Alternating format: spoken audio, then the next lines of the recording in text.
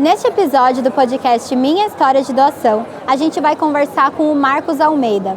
O Marcos é um dos diretores da IMEL, que é uma instituição de Salvador, e ele lidera, junto com o coletivo Resistência Preta, o movimento Doa Salvador. Ele vai contar um pouquinho pra gente sobre como nasceu esse movimento, como ele se desenvolve e como é que são os resultados desse movimento, como é que eles mapeiam se vale ou não a pena participar do Dia de Doar como campanha comunitária. Marcos, seja muito bem-vindo, obrigado por aceitar o nosso convite. Você representa aqui o Doa Salvador, a campanha comunitária que começou em 2022 na cidade de Salvador, e é uma honra para mim poder conversar com você, poder entender melhor como é que deu esse processo, como é que nasce uma campanha comunitária numa cidade do tamanho de Salvador, como é que a gente consegue levar essa mensagem para todos os lados.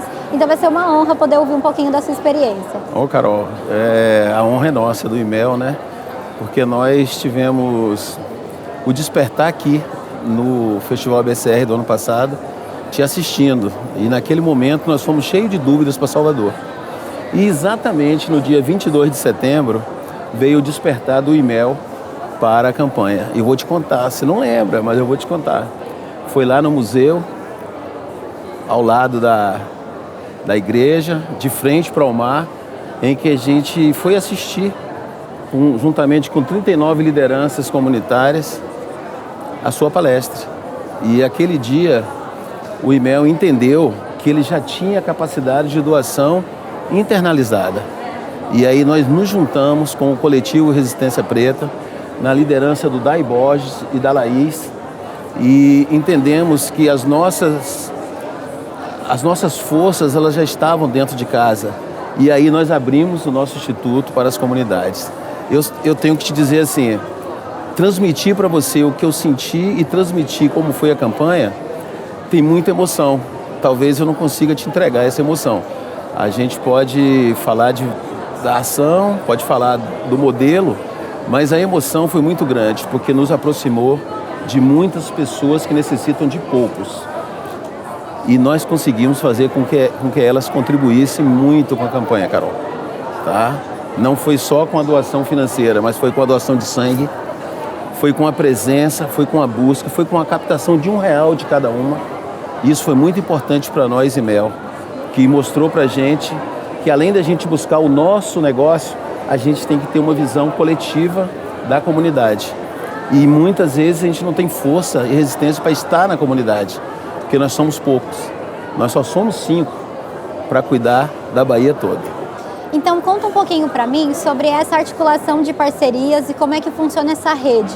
Porque nós começamos a campanha de Salvador em contato com o coletivo Resistência Preta. O coletivo Resistência Preta já tem aderência dentro dos territórios e eles trazem os territórios para conversar. E aí nessa conversa, nesse momento em que a gente troca, a gente entende que tem várias forças diferentes dentro daquele espaço de colaboração que elas podem se autogerenciar, se autossustentar. E foi esse o ponto que você trouxe, né? Então conta um pouquinho, por exemplo, de quem são essas pessoas que fazem parte desse coletivo e como é que elas constroem essa atuação em conjunto. Eu me transporto quando eu elegi uma liderança que estava nessa reunião. E essa eleição, ela não foi por acaso. A gente já tem uma relação muito próxima com as comunidades do interior. E nós identificamos no olhar daquela pessoa, que eu chamo de Naca, e eu não vou conseguir lembrar o nome dela todo, mas ela trabalha com 300 ou mais crianças autistas na periferia e elas não são CNPJ. E aquele dia ela me tocou demais, quando ela me mostrou o que ela faz. Aí, com a aproximação do coletivo Resistência Preta, eu fui entender a Ladeira da Preguiça, eu fui entender plataforma, eu fui entender periperi, eu fui entender e sei que eu não tenho capacidade como instituição de estar lá, porque eu não falo a língua da comunidade. Eu não entrego para a comunidade o que ela precisa. Eu levo um projeto para a comunidade, é pouco para essas comunidades. Essas comunidades, elas já trabalham em rede. E isso foi um grande aprendizado para nós. Elas trabalham em rede, elas precisam ter um novo conceito de olhar, porque elas recebem somente aquilo que sobra. Eu posso falar afirmativamente que as políticas públicas elas chegam com escassez nas comunidades. Para ser um pouquinho mais objetivo, nós aprendemos com ele que liderar não precisa ter dinheiro, nós aprendemos com eles que doar não precisa ter dinheiro e nós aprendemos com ele que é possível você se juntar para poder facilitar dificuldades do outro. Carol, hoje essas comunidades ainda passam fome, gente. E eu não estou falando da Bahia, eu estou falando do Brasil. Mas eu presencio isso diariamente nas comunidades em Salvador. Quando a gente se toca por essas pequenas coisas, a gente sabe o quanto a gente pode contribuir. O coletivo Resistência Preta, hoje ele é uma realidade junto do IMEL. Primeiro que nós fomos colocados como suporte ao coletivo e nós continuamos assim, Carol. O coletivo lidera esse movimento, porque o coletivo tem identidade com o movimento. Nós nos disponibilizamos, abrimos as nossas portas e o coletivo entrou na nossa sede e nos nossos corações. A gente sente hoje que é impossível a gente não trabalhar com o coletivo em outras ações. Por exemplo, quando a gente identifica que passam várias coisas na frente do coletivo e eles não têm acesso, incomoda demais a gente. Então nós cedemos o nosso CNPJ, mas eu falei, é muito pouco. Eu tenho que fazer com que você tenha o seu PNPJ. E aí, vamos fazer o seguinte, você cuida da comunidade, a parte de gestão, a parte administrativa e a parte operacional, a gente doa para vocês isso aí, porque é a nossa expertise. Nós viemos com conhecimento acumulado em planejamento, em operacionalização, em prestação de contas. As comunidades elas não têm tempo para absorver isso, porque elas têm que sobreviver. Primeiro sobreviver. Então há uma incongruência hoje entre o modelo de captação de recursos para as comunidades formais e o atendimento das necessidades das comunidades informais, que são as lideranças comunitárias. E essas lideranças comunitárias, elas fazem muita coisa de doação, só que através da troca. E então, conta um pouquinho para mim como é que acontece essa interlocução, porque eu entendo que nasce uma campanha comunitária em Salvador com o objetivo de fortalecer e fomentar a cultura de doação dentro desse território, que é extremamente necessário dentro desse contexto que Salvador exige toda essa articulação. A gente encontra o coletivo Resistência Preta com articulação e já com aderência dentro das comunidades, para que realmente a mensagem chegue no maior quantidade possível de pessoas que possam abraçar a mensagem. E aí o IMEL entra, percebe as necessidades administrativas desse grupo e abraça isso como parte da campanha comunitária, para que vocês possam fortalecer o caminho que eles têm para trilhar através dessa mensagem. Na realidade nós temos dois caminhos principais, dentre todos os caminhos. O primeiro caminho está ligado com a cultura de doação, que as comunidades elas estão acostumadas a receber doação. Então isso foi um trabalho intenso para mostrar que não é você doar aquilo que você não tem, você doa de forma simples aquilo que você pode doar. E aí aconteceram duas coisas bacanas. A liderança da comunidade na campanha de doação de sangue e na arrecadação de R$1. A comunidade doou. Então, o valor não era o produto principal, mas sim aquilo que o de doar prega, que é a cultura de doação. E o segundo aspecto, que é importantíssimo, e eu vou dizer a você, que a Bahia é dogmática, a Bahia é um estado diferenciado, ele é pioneiro e ele é dogmático. Então você tem que respeitar essa situação local. Por a gente entender isso, o que é que nós fizemos? Nós fomos buscar lideranças que tivessem empatia com as comunidades. O ano passado o tempo da gente foi muito curto, não deu para a gente fazer grandes movimentos, mas nós conseguimos instituições importantes aliadas a gente. Nós fizemos o lançamento da campanha dentro do Sebrae Bahia. Nós fizemos movimentos com a Fonte Nova através do Esporte Clube Bahia. Nós fizemos movimentos com o Esporte Clube Vitória. Esse ano nós temos a intenção de trabalhar integrado na constituição do Dia de Doar com esse público institucional, para que ele se fortaleça. Para que o Dia de Doar e o Doa Salvador ele se fortaleça, para as comunidades elas se movimentarem com mais segurança. Aí a gente espera que tenha um resultado que tem uma expressividade do tamanho de Salvador. Perfeito. E conta um pouquinho para mim como é que funciona essa articulação de parcerias fora daquele que o coletivo está acostumado. Então, por exemplo, vocês estão todos trabalhando em rede, cada um de vocês tem acessos diferentes e vocês conseguiram, por exemplo, contato com o Esporte Clube Bahia para que o mascote fosse um dos apoiadores das ações que vocês estavam fazendo. Vocês também buscaram esse apoio do Sebrae. Como é que foi esse acesso? Como é que foi essa construção dessa relação? Nós temos, por tradição, a busca de parcerias. O IMEL hoje ele tem uma representatividade institucional muito estabelecida, mas o coletivo tem mais, porque as lideranças na Bahia elas são negras e o DAI ele transita muito bem com a institucionalidade, mas isso não está irradiado com as comunidades. Mas como a gente também tem, o que aconteceu? Nós fizemos em conjunto. Vou te dar um exemplo. A dificuldade que o coletivo enfrenta é na questão da formalização. Quando você faz uma busca institucional, existem alguns pré-requisitos que você tem que atender para que o recurso chegue, ou que ele te atenda, ou que ele te olhe e que você tenha uma sustentabilidade nessa relação.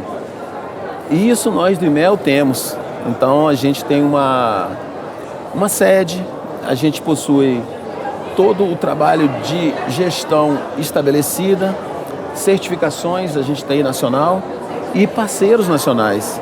O que a gente fez?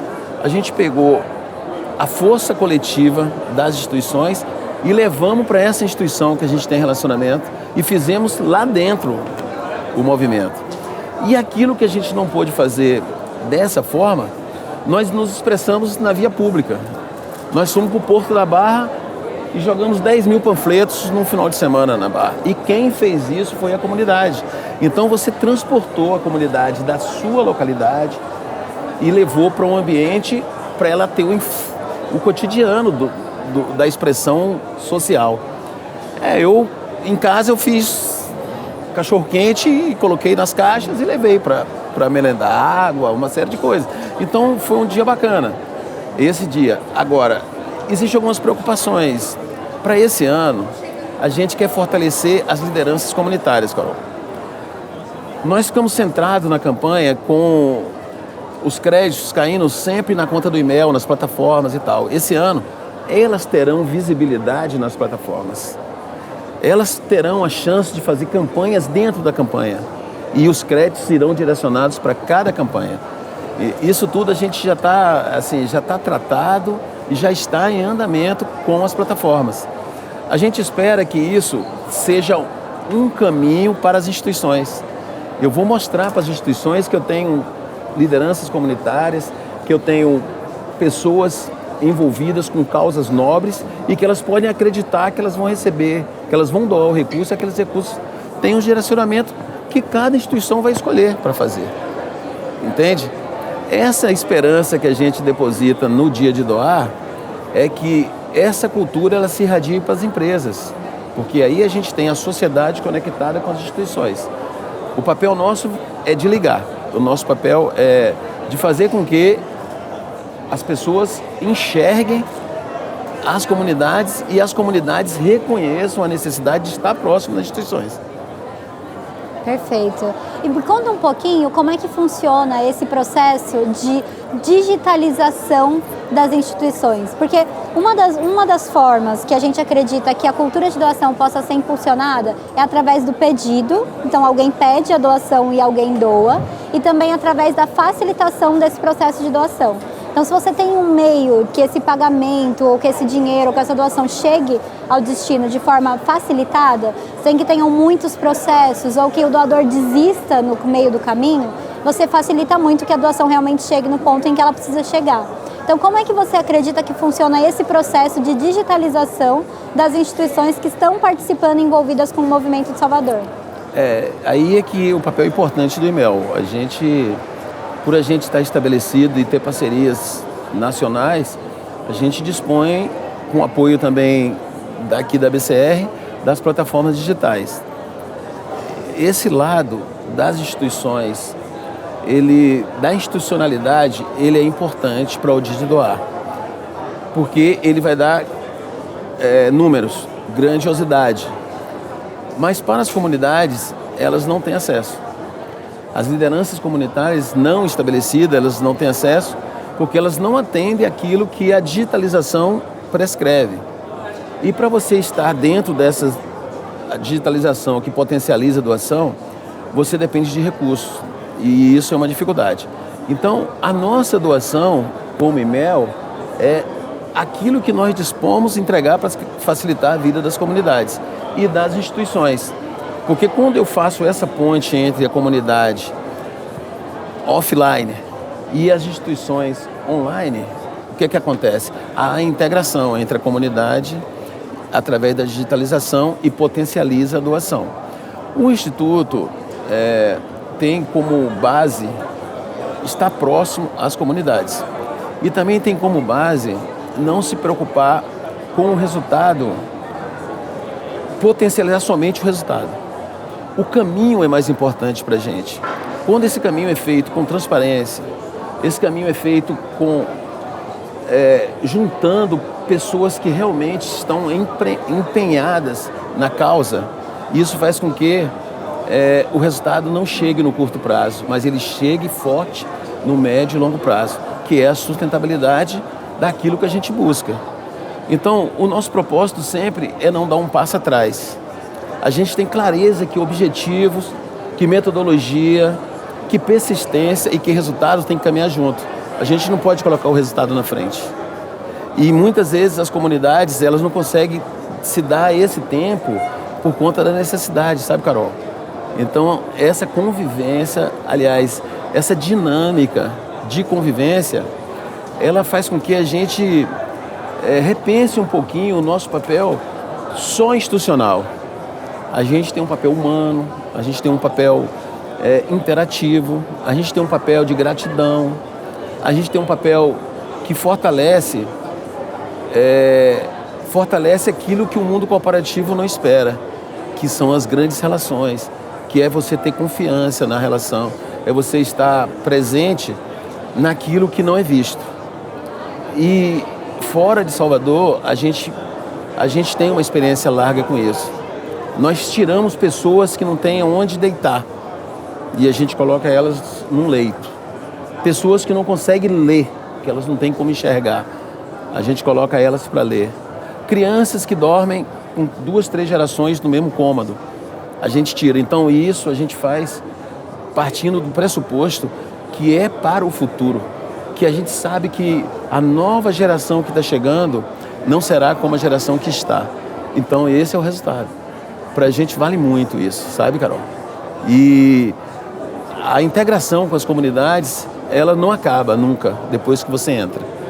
À medida que você coloca o pé lá dentro, você fica ao lado da comunidade. A exemplo, eu vou te dar que nós temos mais de 4 ou 5 comunidades, lideranças comunitárias, que a gente está buscando a formalização para eles.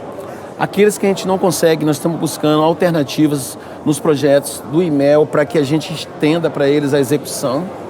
E nós estamos compartilhando com eles ou com instituições a atividade deles que não consegue chegar. Vou dar um exemplo de um artista plástico que tem em Salvador, que trabalha com a arte dos orixás. Samuel, eu fui apresentado por Samuel no dia da exposição dele na Biblioteca Central de Salvador. É uma biblioteca que existe, antiga, e que tem uma história do Brasil e do mundo lá dentro e da Bahia. E muitas vezes essa história não é vista pelo Brasil, pelo mundo e por nós baianos, inclusive. No dia eu comprei uma peça dele, mas eu fiz questão de visitá-lo na casa dele. E ele me contou a história dele. A história dele é a seguinte: ele é um caminhoneiro e a carreta virou com ele. E ele ficou 2h30 debaixo da carreta. Aí ele saiu ao hospital, tal, e ele teve que fazer exercícios para as mãos. Ele faz os orixás com jornal.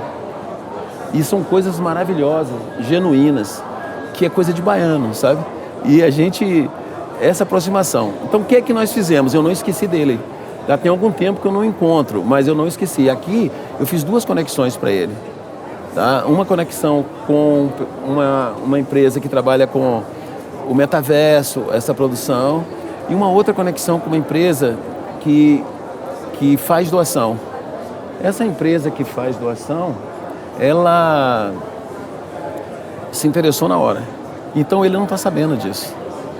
E o mais importante é você não atendê-lo na hora que ele precisa. O mais importante é você não esquecer. E é isso que a gente procura fazer. Uma das perguntas que eu ia te fazer é se vale a pena ingressar nessa caminhada que é liderar uma campanha comunitária do Dia de Doar. Mas como você respondeu para mim que sim, vale a pena, eu vou mudar um pouquinho a minha pergunta e eu quero saber de você, qual você acha que é a importância da gente trazer um movimento organizado, integrado entre diversos atores diferentes para falar sobre generosidade, sobre solidariedade e doação. Por que você acha que isso é importante? Por que vocês abraçam essa ideia? Carol, na realidade, essa deveria ser a tarefa de todo ser humano. Porque a essência do ser humano, ela começa por aí. Ela começa com o amor fraternal, ela começa com a generosidade, ela começa com a solidariedade. E tem uma diferença do Dia de Doar para os outros movimentos, que ele não tem uma receita.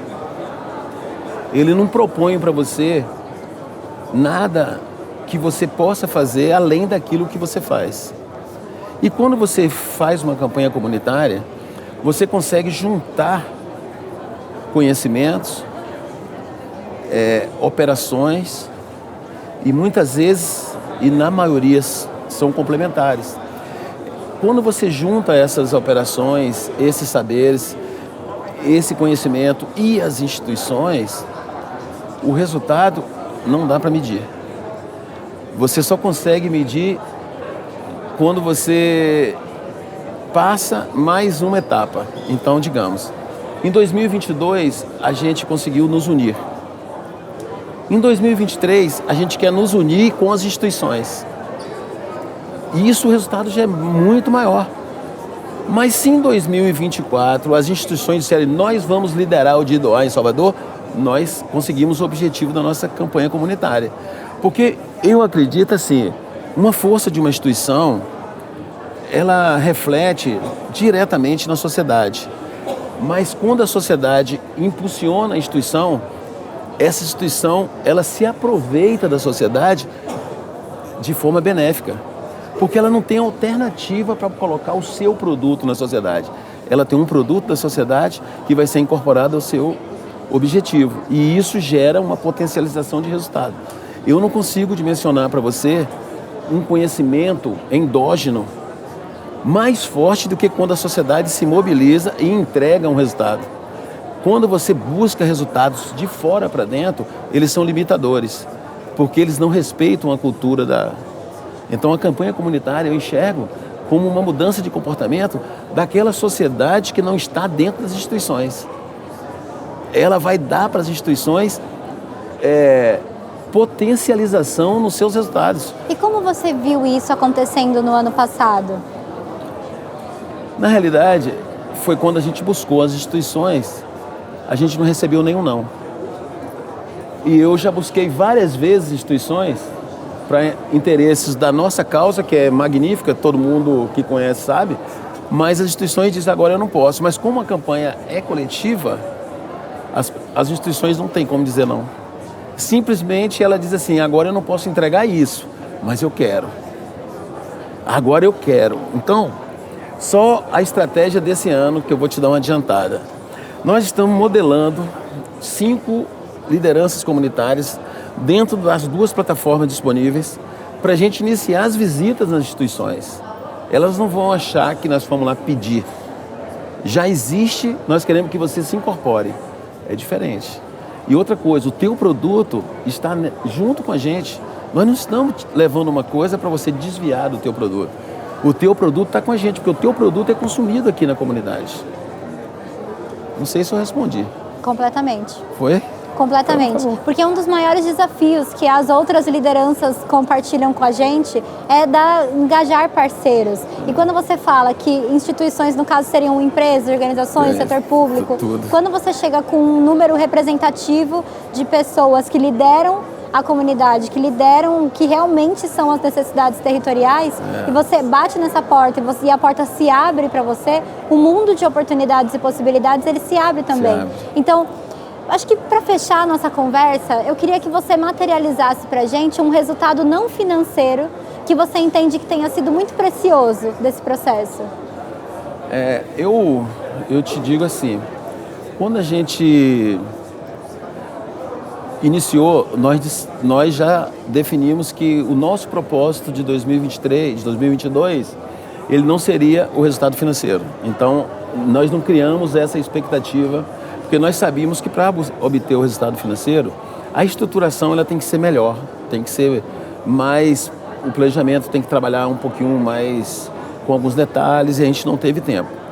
Mas o resultado, assim, que traz mais significância, e eu não tô querendo falar de mim, sabe? Eu quero falar do sentimento das lideranças nosso, do conjunto. É porque cada pessoa é importante para que você consiga potencializar as campanhas, independente do que ela faz. Porque as necessidades que a campanha exige, ela se modifica. E a potencialidade que muitas vezes está numa pessoa que nunca fala, que ela não se expressa normalmente, é descoberta no meio de uma problemática. Então, o maior crédito que eu trago de 2022 para 2023, primeiro, a relação de confiança, que ela foi potencializada. Segundo, a capacidade de liderança, que hoje a gente não precisa ter o esforço de estar mobilizando com a mesma intensidade. Terceiro, o entendimento que a liderança nacional ela é fundamental para que a campanha decole. As reuniões que acontecem de compartilhamento das ações, elas nos dão impulsão para que a gente entenda que a dificuldade muitas vezes não é localizada, é uma dificuldade generalizada. E eu vou colocar assim uma questão importante, a definição de papéis. Esse ano, a gente consegue ter clareza da necessidade dessa definição de papéis, Carol. Dentro dessa ótica, é que a gente vai procurar dar o mesmo suporte que a gente deu para o coletivo, e a gente vai tentar atrair mais lideranças, mais instituições para que o Doa Salvador ele se reflita com mais intensidade, que ele chegue aqui para vocês que estão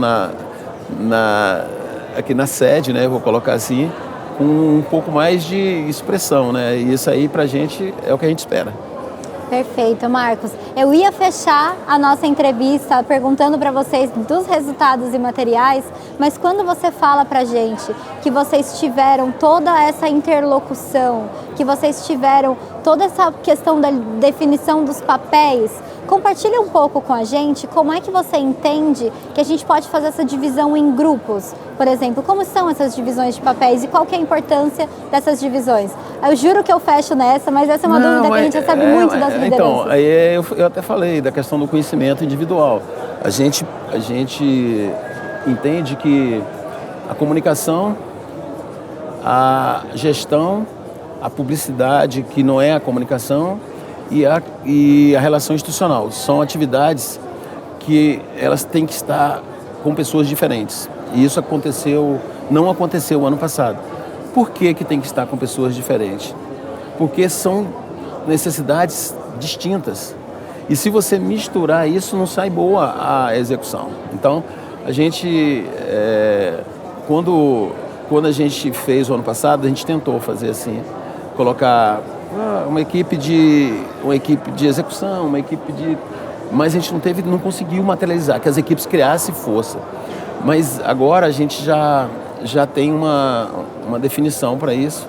A gente inicialmente deve começar com essas 4 ou 5 equipes, de modo que você tenha a parte institucional funcionando, a parte de comunicação funcionando, a parte de gestão, administração funcionando e com isso aí você vai abrindo de acordo, digamos, se você consegue uma relação com uma determinada instituição que possui uma expertise X, você verifica nas lideranças aqueles que têm aptidão, similaridade, conhecimento e você não inventa.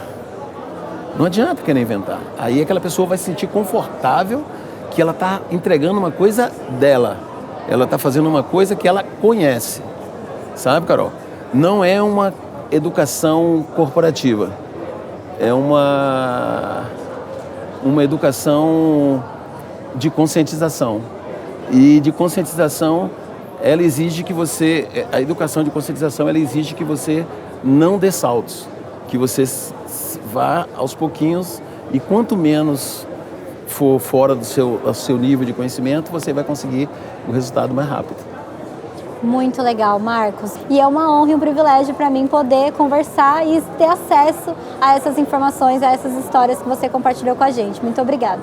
Obrigado a você, Carol. Você é líder, não é uma líder imposta, é uma líder de coração. Então, a gente se inspira nas tuas ações e naquilo que você nos propõe.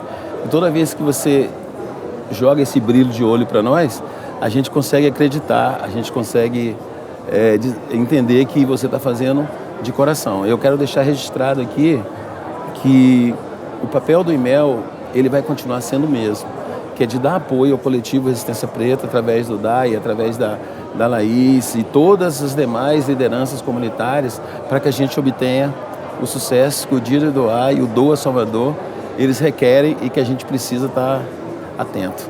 Digo assim que a nossa equipe também estará voltada para dar esse apoio todos nós que somos 5, mas a gente vai estar bem antenado e bem assim fazendo com felicidade, tá? Tenha certeza disso, viu? Muito obrigada, Marcos. Muito obrigada mesmo.